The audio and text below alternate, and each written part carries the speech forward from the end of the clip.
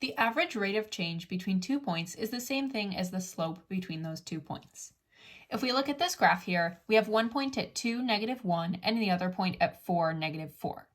To find the average rate of change between these 2 points, we need to draw what's called a secant line between the 2 points. A secant line is a line that touches the graph at 2 points. It crosses through the graph twice. And the slope of the secant line is the average rate of change. Average rate of change is the same thing as slope. The slope of the secant line is the average rate of change between those 2 points. So our original function, the parabola here, is f of x equals -1/4 x squared, and the equation of the secant line is y equals -3/2 x plus 2. Let's try to derive a formula for the average rate of change. We know that the average rate of change, or the slope, is the change in y over the change in x. You might also know this as rise over run from algebra. M equals change in y over change in x, or y2 minus y1 over x2 minus x1. At this point, we're going to try to use a slightly different variation of the slope formula, but it will be based on that same thing. Let's call this first point, or the point that we start at, point A. And the difference between the 2 points that we're trying to find, the difference between the x values of the 2 points, we will call h. So the second point will be at a plus h. Down here, we have the point f of a. So this point, 2, -1, is a f of a.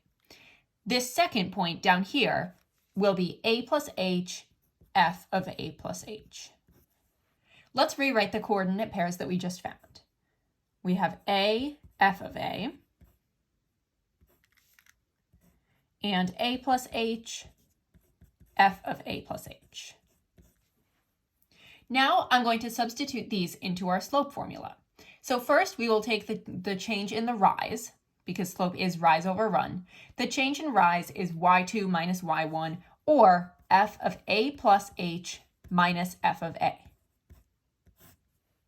And that is all over a plus h minus a, x2 minus x1. In this, we can actually simplify the denominator because we have a and negative a. So this will become f of a plus h minus f of a over h. This expression here is called a difference quotient, and you may have seen it in pre-calculus before. It's very useful for calculating the slope of a secant line. Another way that we can think about the average rate of change, we actually have another formula for this. This time, we'll still call the first point a, but we will call the second point x. So that means that this point will be a, f of a, and this point will be x, f of x. So now instead of writing f of a plus h minus f of a, we will write f of x minus f of a. And that will be over x minus a. This is just another way that we can write the slope formula. It's just in a slightly different way than we write this one. But both of these expressions express the average rate of change of a function, or the slope of the secant line. Topic 1.1 in the AP Calculus curriculum asks the question, can change occur in an instant? The short answer to this question is yes, change can occur in an instant on a graph. It's called the instantaneous rate of change, and it refers to the slope that occurs at each specific point. We typically think of slope as involving 2 points because in Algebra 1 and Algebra 2, we needed 2 points to calculate the slope, but this is about to change due to derivatives. The instantaneous rate of change is when we have a tangent line that passes through 1 point on the graph, and the slope of the tangent line expresses the rate of change at that specific point on the graph. So on this parabola, we have the point 2, -1, and the slope of our tangent line is -1. That means that the instantaneous rate of change at this point is -1. A tangent line touches the graph at only 1 point. The slope of the tangent line is the rate of change, or the slope of the function at that specific point. What is the slope of the function at x equals 2? I'm going to mark x equals 2 on my graph so that I know where it is. And the point at x equals 2 is 2, -1. So typically in Algebra 1 or Algebra 2, we needed 2 points in order to find the slope. So let's find a point on our graph that is close to x equaling 2, and then we can find the slope. I'm going to pick the point 4, -4. So then I have 4, -4, and 2, -1. And then I'm going to just find the slope between those 2 points. And I get that it is -3/2. But this is not the slope at just this point. This is the slope of the secant line between these 2 points. I'm going to sketch the secant line on my graph here. So my secant line goes through 2, -1, and 4, -4. When my slope is -3/2, this is my secant line. Let's try to get a little bit closer. Let's try to find the slope between 2, -1 and the point when x is equal to 3. I'm going to have to plug in 3 to this function over here. It's going to be f of 3 is equal to -1/4 times 9, which is equal to -9/4. So I have 2, -1 and 3, -9/4. Let me find the slope again.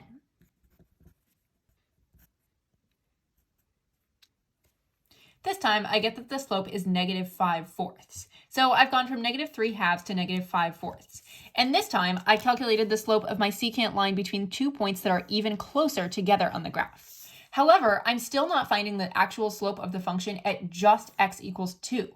I could progressively just get closer and closer and closer. I could do 2,1 and 2.5 something. I could do 2,1 and 2.1 something. But no matter how close I get to 2, as long as I have 2 points, I'm not finding the slope at x equals 2. I'm not finding the slope of the tangent line. I'm finding the slope of the secant line between those 2 points. Notice that as we push the x coordinate of the second point closer and closer to 2, our secant line starts looking more and more like our tangent line. So our tangent line at x equals 2 looks like this. And as we were getting closer and closer to 2, trying to find the slope between points that were even closer together, our secant line was looking more and more like our tangent line. Let's mark up this graph with some variables. I'm going to consider this as my a value and this as a plus h, when h is the difference between these two. And remember, I'm trying to make h as close as possible to 0 when I was doing this process up here. I'm trying to make h get progressively closer to 0. So that means that this coordinate down here will be f of a, and this coordinate down here will be f of a plus h. So as we figured out in the previous example, this example, the average rate of change between those 2 points when they're marked up as a and h on the graph turns out to be f of a plus h minus f of a over h. And what we're trying to do here is we are trying to make h get closer and closer to 0. The closer that h is to 0, the more likely it is that our slope is going to be close to the slope of the tangent line, which is what we're really trying to find. We can express this as a limit. We are finding the limit as h approaches 0 of f of a plus h minus f of a over h. This part of the function right here, that's exactly what we found over here to be our rate of change between 2 points. And as h gets closer and closer to 0, that secant line gets closer and closer to becoming a tangent line rather than becoming a secant line. There's another way that we can express this, and if you'll recall from the previous page, we also found that we can write the difference quotient, or the slope, as f of x minus f of a over x minus a.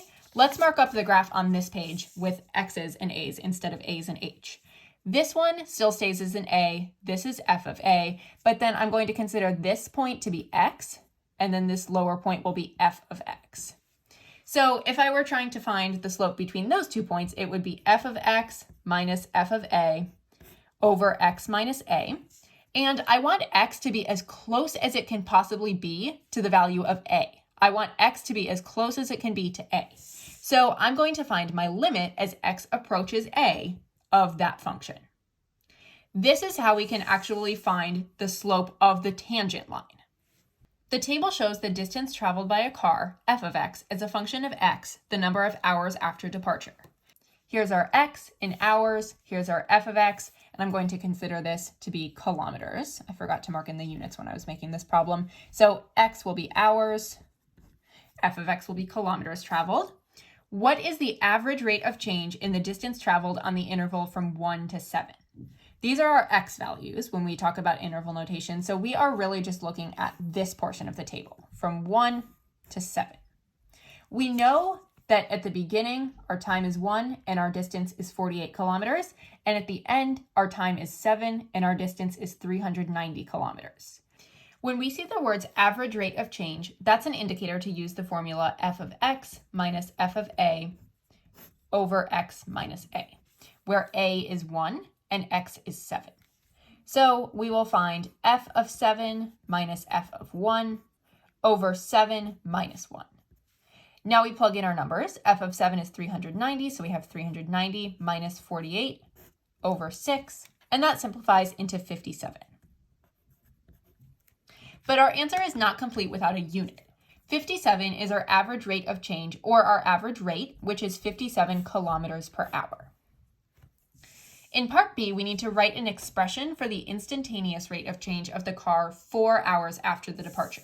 So since we're talking about instantaneous rate of change, we only want to know how fast was the car going 4 hours after its departure.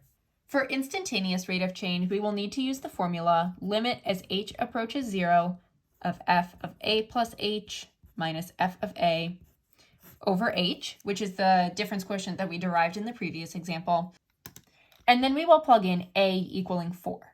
So instead of writing a plus 4, we will write the limit as h approaches 0 of 4 plus h minus f of 4 over h. And in this case, since we don't have an actual function to go off of, we just have these numbers in the table, what we'll have to do is leave this one as f of 4 plus h, but we can evaluate f of 4. What we can do is say the limit as h approaches 0 of f of 4 plus h minus, and we know that f of 4 is equal to 206, so minus 206 all over h. And that would be the farthest that we can simplify this expression with the information that we're given. Given the equation f of x equals 3x cubed minus 5, what is the average rate of change on the interval from -6 to 3? In this example, we will need to find the average rate of change. So I'm going to write the average rate of change is equal to f of -6 minus f of 3 over -6 minus 3. Now I'm going to need to plug in -6 to the equation to see what f of -6 actually is. So we have f of -6 equals 3 times -6 cubed minus 5, which, if I get out my calculator, is equal to -653. And we have f of 3, which is equal to 3 times 3 cubed minus 5. And now I'm going to evaluate that. And that is 76. So now I have f of -6 and f of 3. So I'm just going to plug in -653 and 76 into this equation. I get -653 minus 76 over -9, and then I will evaluate. That is 81. So my average rate of change on this interval, or the slope of my secant line that goes through these 2 points, is 81. I don't need a unit here because we're not discussing a real life situation like miles per hour or feet per second. It's just a mathematical graph, so I only need to say 81. For the instantaneous rate of change of f of x at x equals 2.5, I will need to use my difference quotient. The limit as h approaches 0, notice that we only write limit when we're talking about instantaneous rate of change. Limit as h approaches 0 of f of a plus h minus f of a over h. I'm going to plug in a equaling 2.5. Whenever you're given an x value, that is what you plug in for a. So this will become the limit as h approaches 0 of f of 2.5 plus h minus f of 2.5 all over h. Now I'm going to evaluate f of 2.5. F of 2.5 is equal to 3 times 2.5 cubed minus 5, which is equal to 41.875. So this is 41.875. And then for f of 2.5 plus h, here I have an actual equation that I can plug this in for. So I'm going to do f of 2.5 plus h equals 3 times 2.5 plus h cubed minus 5. And that's all that I'm going to do for now. I could FOIL this out and I would have to do it again because it's cubed, it's not just squared. I'd have to do a double foiling process, and then I would distribute the 3 and subtract the 5. But for now, I'm just going to leave it as what it is. So it will be limit as h approaches 0 of 3 times 2.5 plus h cubed minus 5 minus 41.875 all over h. In the next video, we're going to look at how to actually simplify this to get a more concise number, but for now, we will leave it at this.